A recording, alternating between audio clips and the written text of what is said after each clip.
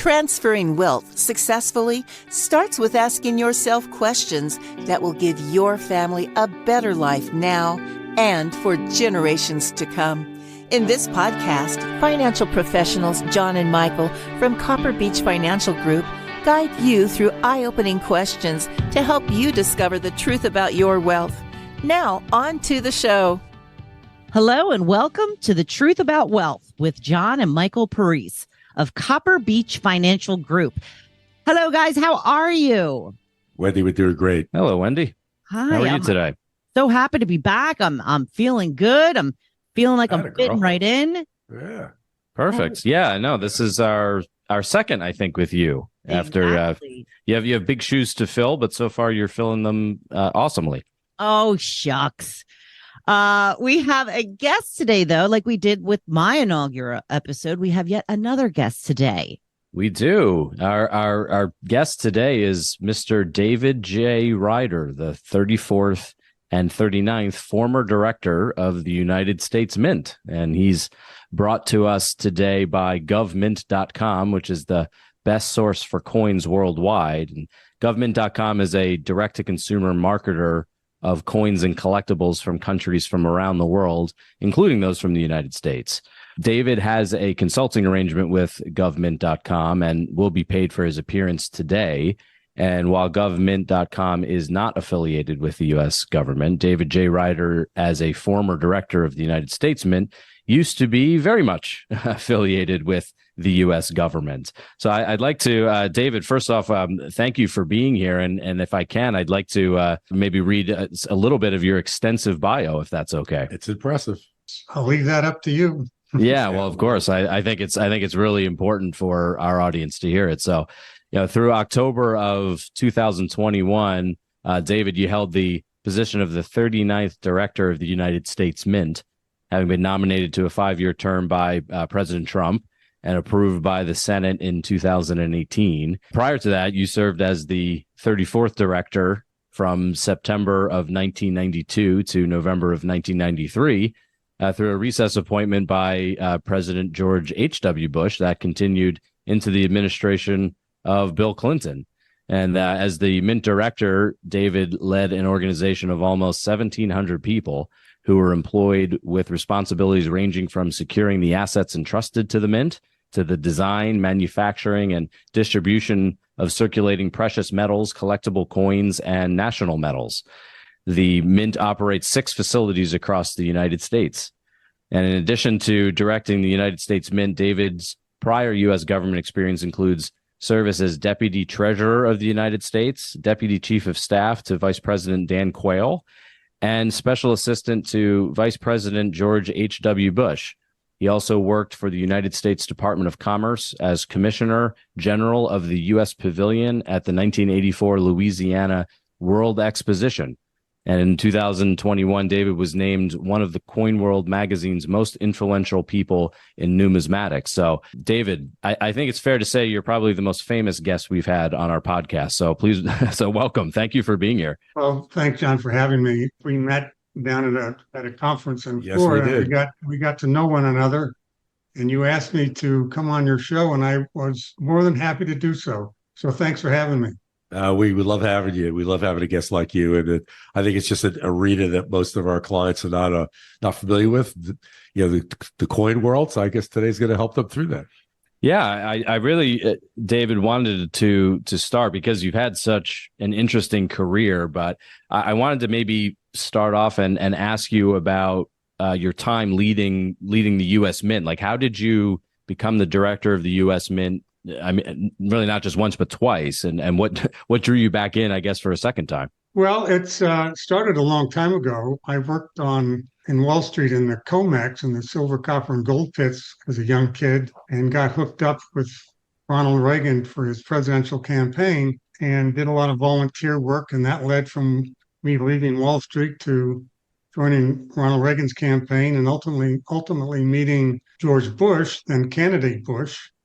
And I really got to like George and Barbara Bush, who then became the vice president and then the president. During his second term, right as he became president, I did a number of things for his campaign. ended up running the operations of his convention in New Orleans, and went to work as the deputy chief of staff there in the White House. And then got a call one day from Secretary Brady, the Secretary of the Treasury, who asked me to join them over there.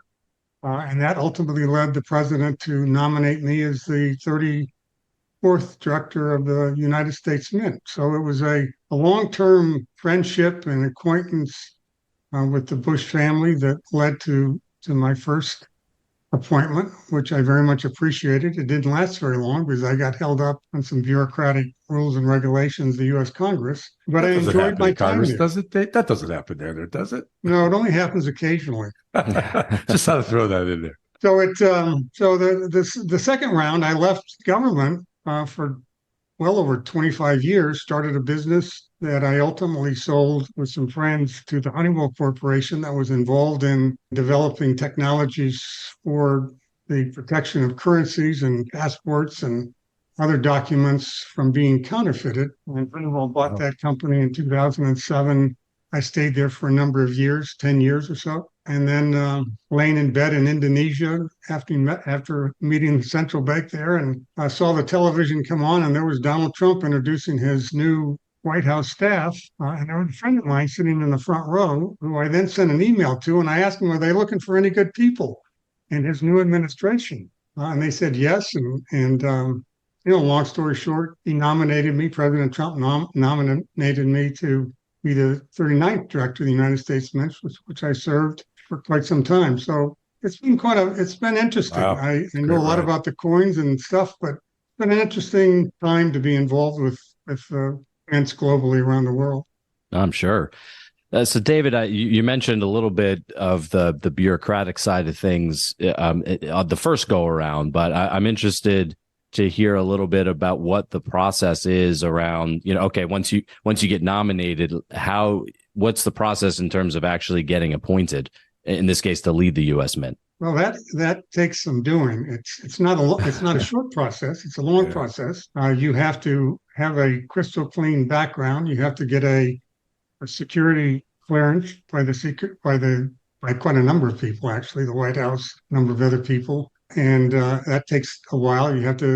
Your whole background is looked at. And ultimately, I got approved by that. I've had security clearances in the past, and it all starts over again. And then you have to be interviewed by the Secretary of the Treasury. At that time, it was Secretary Stephen Mnuchin. And then the president officially nominates you. And then you go before Congress and have a hearing, which lasted about an hour and a half or so. And everybody gets their chance to ask you questions. And they ultimately nominated me by voice vote, and I was approved to become the 39th director. So it's not a short process. It's every presidential appointee goes through that. So you're nominated by the president and confirmed by the Senate. Yep, that's a great and interesting story. I wanted to shift, David, and ask you a little bit about what the U.S. Mint does, because I know probably many of our listeners I think all of us have heard of the U.S. Mint, but I feel like there's maybe a lack of understanding around what the U.S. Mint actually does. So can you give us a little bit of background on sort of what, your major responsibilities were as the director? Sure. I think for your listeners, the first important thing that most people don't know is that the Mint is self-funded. They don't get a government handout.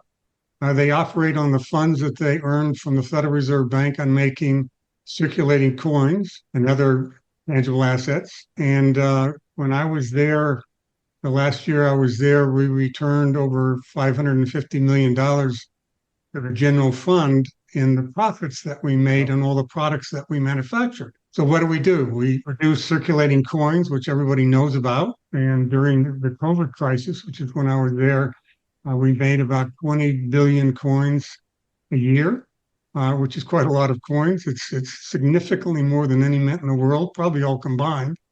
And then we also make bullion coins, the gold Liberty coins, investment coins, the gold and silver eagles. We also are charged by Congress to make a number of numismatic products, commemorative coins, investment coins, things like that. And then we also do quite a number of metals. We do a lot of military metals. So we've worked with all the divisions of the armed forces presidential medals. I actually had a medal made as the 34th and 39th Mint Director, believe it or not. Awesome. So we do a lot of those things. And then quickly, we operated quite a number. We operated 5 different facilities throughout the United States, one being in San Francisco, California. Another one that produces most of our circulating coins is in Denver, Colorado, Fort Knox Bullion Depository, where they store all the gold. And I can confirm that there is a lot of gold in that I building. was just going to ask, there's still a lot of gold there, I hope. There's a lot of gold. And then we also operate another bullion depository up in the military campus at West Point that manufactures all of our gold bullion, gold and silver bullion. And they also store quite a lot of gold and king gold that we use to make those products. We have the world's largest mint in Philadelphia. They manufacture quite a lot of bullion and other commemorative type programs, as well as a massive amount of circulating coins. And then our headquarters is, of course, in Washington, D.C. That kind of gives you a snapshot of what we do. Wow. Yeah, I imagine you were very busy during the COVID pandemic for sure. With that amount, that's almost a staggering amount of coins that you guys produce. David, what is the process that the Mint goes through to, let's say, bring a new coin or commemorative to the market? Can you just do what you want? Do you have full authority there? Like, how does that work? No, it's kind of complicated. As some of your listeners might know, we changed the gold bullion designs of the gold bullion and silver bullion coins, the investment coins that everybody probably has seen on the television and so on and so forth. And a lot of our collectors collect them. I was able to do that during my term with a little clause that was written in the original legislation back in the 80s that allowed me to change it after the coins had been in circulation for a number of years. And it allowed me to do that without having to go to Congress and get Secretary Mnuchin's approval, which I did. And most other coins, the commemorative coins, things like that are developed by legislation, by interested parties who want to go out and develop a commemorative coin for a special cause, like the Statue of Liberty years ago, or the World Cup soccer, or the Men's Basketball Hall of Fame, or things like that the organizations have to go and get passed by Congress. That takes some doing because it has to get all the votes and signatures by each member.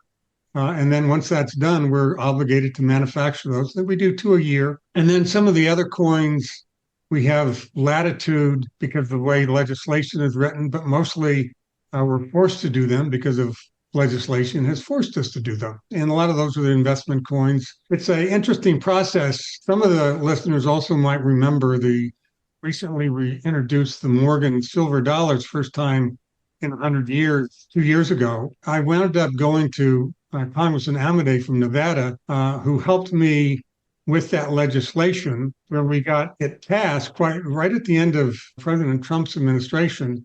And we were able to manufacture those coins. We sold quite a lot of them. We actually sold out of them all, hundreds of millions of dollars for the government in the process. And that was also a legislative mandated product. And in that particular case, I went after that legislation with Congress and sort of our Legislative Affairs Office and people at the U.S. Treasury, and more importantly, the collectors who were really wanting that program. And we were able to deliver that for them. That's fascinating. I know that I'm interested in this as well, David, but I would think our audience is also probably, I would say, interested in hearing more about the high level structure of the Treasury in the U.S. Mint, to the extent that you can, you're authorized to share that, because you've worked in several of these government departments. What's the breakdown between the two? What does each do? How are they related and maybe work together? The Secretary of the Treasury, while I was there, was Stephen Mnuchin, oversaw the United States Mint. I reported to him directly. There's also the Treasury of the United States that we worked with. Obviously, we worked with the Treasury's Legislative Affairs as necessary to get certain things done. We also worked with the White House on a number of occasions for certain things, to get clearance to do certain things. And then the relationship with Secretary Mnuchin, I had a very good relationship with him, I thought. He allowed me to do all of the things that we were able to do and change the Mint from kind of a a slow bureaucratic organization that hadn't done a lot in previous years with regard to new programs. They obviously manufacture all the circulating coins and do a heck of a job doing that. But Secretary Mnuchin gave me a lot of flexibility on developing quite a number of brand new products that really excited the coin collectors. And all of that had to be coordinated with a number of people, as you might expect, in the White House and the Congress, so on. It's not your most glamorous bureau within the United States Department of the Treasury. There's a lot more important things that go on there. But we also have a mission to manufacture all the nation's circulating coins and all the other products. And I felt the U.S. Mint, and still does a darn good job doing that. Excellent. So what would you say, David, would be like your biggest accomplishments if you had to list them from your time there? I kind of shook things up while I was there because I wanted to do so many different things. And you're nominated for a period of time, a term limit. So I knew that when President Biden was coming into office, it's likely that he might want to bring in his own person, which he did, which presidents have the right to do. So I was under the gun to develop a lot of new programs. And I believe we probably did in the time that I was there, well over 25, might even 30 different programs that earned quite a lot of money for the U.S. Mint and the U.S. government. And it really energized the collecting community of those coin collectors that you hear about. There are a lot of interesting coin collectors who spend an enormous amount of money on collecting these types of products. And so I think that was my biggest achievement, to be able to help that industry out through the coin collecting customer base. When I left in 1996, I think it was, we had 2.7 million active customers. When I came back, the Mint had shrunk to about 450,000 customers. So I did a good job with the help of a lot of good people on regrowing that business and regrowing the customer base, and introducing a lot of cool products. I mentioned the redesign of the American Gold Eagles, the Morgan program. We introduced a brand new investment coin program called the Liberty program that we redesigned and got the Coin of the Year award, which is a big deal in the industry. We did a lot of things for the coin collectors, thematic products, such as changing how we issued certain coins. West Point, we had to do a West Point quarter. It was kind of a coin collector's hunt for West Point minted quarters, which is very rare. We didn't do very many of them. So all the kids that were getting new into this industry and trying to collect were able to collect very unique products. We did that with the quarters, with nickels.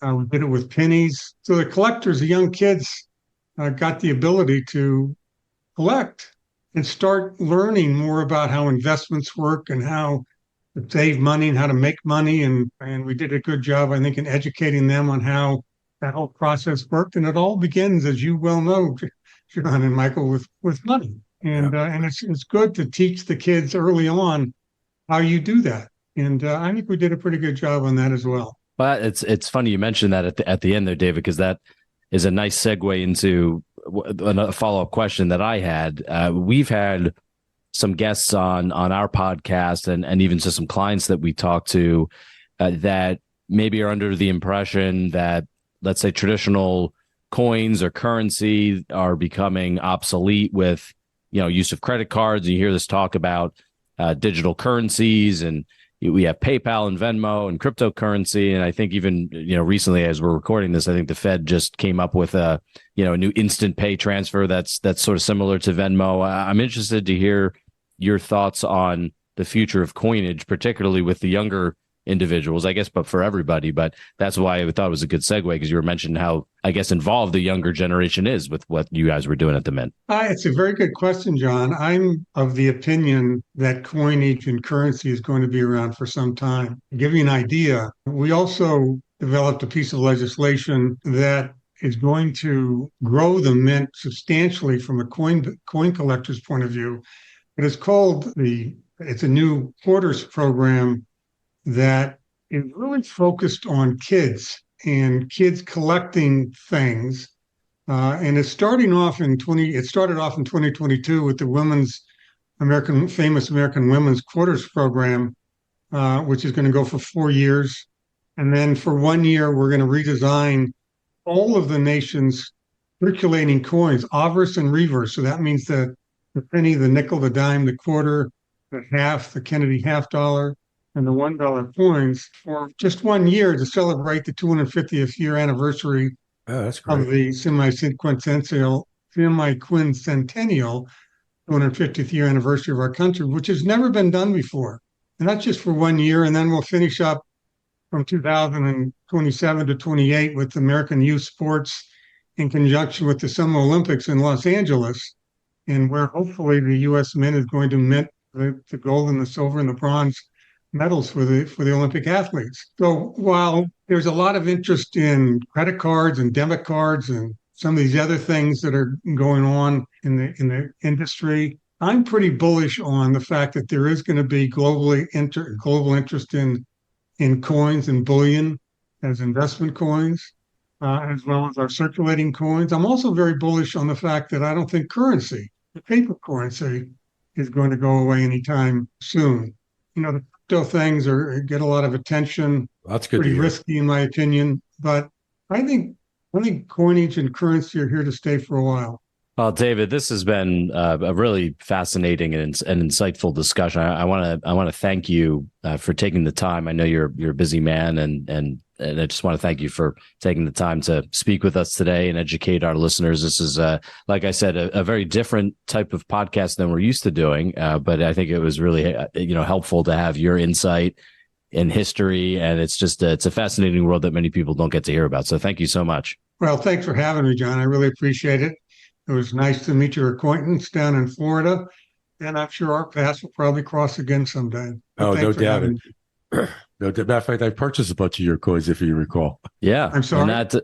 I purchased a bunch of your coins after we spoke. All your new ones. All I know you did. You spent a good deal of money. Don't tell the audience that. Yeah, I was very impressed. Know that yet. When we first chatted, I was impressed with your creativity on what you did with those coins, and I'm a collector as part of my new life over the last few years, and I was fascinated by just the time I spent speaking with you about just your history. It's unbelievable what you've done for this country as far as it relates to coins and the mint itself. So I want to thank you again for attending our session today, and look forward to hanging out with you in the near future. I think it'd be a pleasure. Yeah, and if I can jump in, because I wanted to make sure that our audience, that our listeners know that you can go to govmint.com. That's govmint.com. You can go to their website, or you can call them at 1-800-777-6468 and ask for Brandon. And you can, if you're interested, get more information on some of the coins that David, you spoke about today, including the Liberty Bucking Bronco, American Eagle, 2021 silver dollars. And if our listeners mention the offer code COPPERPOD, you'll get a special Copper Beech discount on select products. So if you are interested in learning more about what David did a little bit at the Mint, you can call Brandon and find out more. Hey, David, I get that discount as a buyer? Sure, John. I'm not sure if you got it before, but I'm sure you can get it now. No, I'm just teasing. I appreciate that. Yeah, that's great, and I'm excited about chatting with you in the future on some other opportunities for your coins. All right, guys. Well, thanks for having me. I very much appreciate it. And thank you all for listening. Please subscribe to the podcast if you haven't already. This way, when John and Michael release a new episode, it will come directly to your listening device. Please like and share this podcast with your friends and family. For everyone at Copper Beech Financial Group, I'm Wendy McConnell, reminding you to live your best day every day. We'll see you next time. Thank you for listening to the Truth About Wealth podcast. Click the subscribe button below to be notified when new episodes become available. The information covered and posted represents the views and opinions of the guest and does not necessarily represent the views or opinions of Copper Beech Financial Group. The content has been made available for informational and educational purposes only. The content is not intended to be a substitute for professional investing advice. Always seek the advice of your financial advisor or other qualified financial service provider with any questions you may have regarding your investment planning. This material is for informational purposes only. Neither APFS nor its representatives provide tax, legal, or accounting advice. Please consult your own tax, legal, or accounting professional before making any decisions. Copper Beech is not affiliated with American Portfolios Financial Services, Inc. and American Portfolios Advisors, Inc. Securities offered through American Portfolio Financial Services, Inc., a member of FINRA SIPC, investment advisory and financial planning services offered through American Portfolio Advisors, Inc., an SCC registered investment advisor. These opinions are subject to change at any time without notice. Any comments or postings are provided for informational purposes only and do not constitute an offer or a recommendation to buy or sell securities or other financial instruments. Readers should conduct their own review and exercise judgment prior to investing. Investments are not guaranteed, involve risk, and may result in a loss of principal. Past performance does not guarantee future results. Investments are not suitable for all types of investors. Copper Beech is an unaffiliated entity of American Portfolios Financial Services, Inc. and American Portfolios Advisors, Inc. Any opinion expressed in this forum is not the opinions of American Portfolio Financial Services, Inc. and American Portfolio Advisors, Inc., and have not been reviewed by the firm for completeness or accuracy. American Portfolios and Copper Beech Financial Group are not affiliated with any other named business entities mentioned.